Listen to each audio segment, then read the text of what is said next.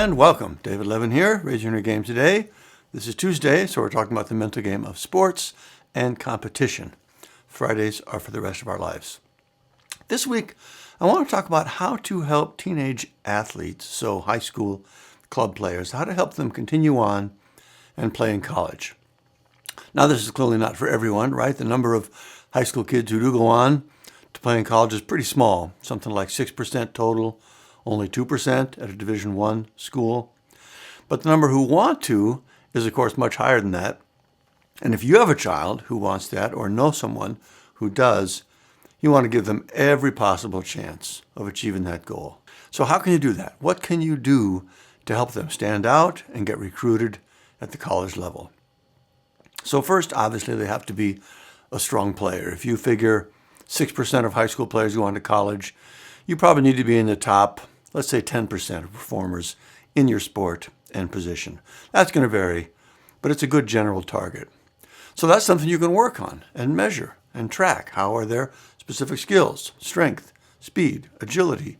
Do they know how to move properly? That's actually an interesting question, by the way. I was working with a guy who does speed and agility training, specifically to help girls avoid injuries. This is not something I know anything about. But he told a story about talking with a recruiter about a particular girl they were looking at for soccer. And the recruiter said, yeah, she's just done ACL tear waiting to happen. There was something about the way she would pivot on the field that made him worried about recruiting her. So again, on the physical skill side, you can work on that. And in fact, it's probably the easiest thing you can work on because it's easy to see where things are. And there are a ton of resources and coaches out there who know how to develop and improve athletic skills. Now, the reason I said work to be in the top 10% of your peers athletically rather than the top 6 or higher is because recruiters are not only looking at athletic performance, right? They're also looking at work ethic, coachability, academic performance, and so on. In other words, they want great players, yes, but also, and in some cases more so, they want well-rounded players who'll be good to work with and be positive contributors to the team and to their school community. So what can you do to help your child be more of that, more well-rounded, more mature, positive, focused, self-disciplined, all those things that make someone good to work with and to be around? That, my friend, comes from mental game training. And the good news is that it actually does both. A strong mental game is the biggest factor in consistent high performance as an athlete, but it's also what helps them be a better, stronger person in all these other areas recruiters are looking for. I remember one of our students, a soccer goalkeeper from Australia, one of the things he was most excited about from the training was how much it was helping him in school. He said, I used to get distracted hanging out with my mates. He was from Australia, so he said, mates, I was always struggling. Now I'm getting all my homework done. My grades are better. It feels great. And you could just tell, hearing him, that he was genuinely thrilled with the difference. When you have a problem like that, you get distracted, you're falling behind, whatever it is, you can start to think there's just something wrong with you, right? That you don't have what it takes. But when you learn the mental skills to control your attention and your impulses, all of a sudden, you feel like a different person, much more capable, and you feel more proud of yourself. And those skills translate directly to your on-field performance as well. So the message is mental game training is the key. It helps them be a better athlete. It also helps them stand out as the kind of person recruiters want in their program. One important clarification, though. Not all mental game training is the same. What student athletes really need are specific mental skills.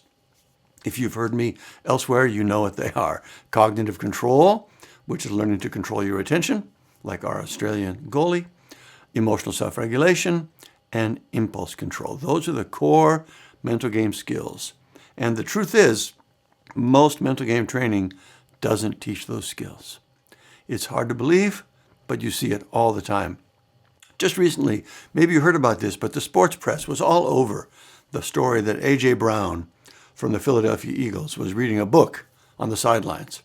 It turns out it was a mental performance book, and he said reading certain passages helped him stay cool, not get too worked up during the game. That's great. But if you're having to read the same book over and over on the sidelines, I'm sorry, but you didn't learn any skills, right? You haven't learned something you can use on your own in the moment when you need it. You've just found a helpful crutch, and it's lucky that you play football where you had that kind of time to read during the game. But it's the same everywhere. Most mental game training teaches concepts, not skills. For example, one concept you hear, and this is super powerful, this is a great one, is to focus on process versus outcomes. You can't control whether you win. All you control is the mechanics of your performance. You should focus on that. That's great. We work on this too in our advanced training. But it's a concept, not a skill. When you're in the moment and your mind is thinking about the outcome, because it tends to do what it wants, right? What if we lose?